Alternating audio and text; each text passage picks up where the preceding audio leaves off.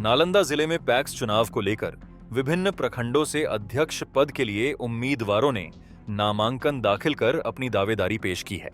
इसी क्रम में गिरियक प्रखंड के पोखरपुर पैक्स से अध्यक्ष पद के लिए नील नितिन उर्फ विक्की ने नामांकन पत्र दाखिल किया है।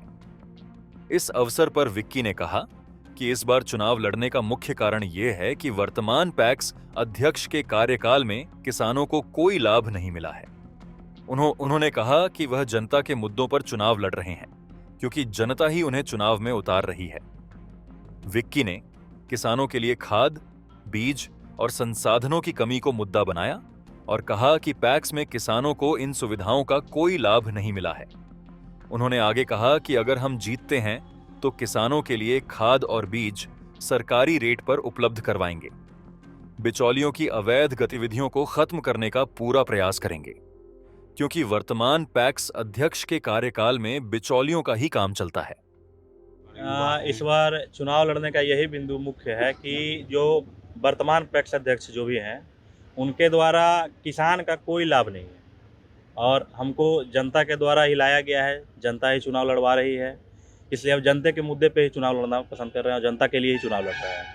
अगर हम जीत के आते हैं तो जनता के लिए जो काम है, जैसे किसान का आज तक कोई भी हमारे पैक्स में किसान के लिए खाद का कोई व्यवस्था नहीं है, बीज का कोई मतलब बीज के बारे में बताने का व्यवस्था नहीं है, बीज बुआई का कोई भी संसाधन नहीं है, ये सब चीज़ कुछ भी नहीं है।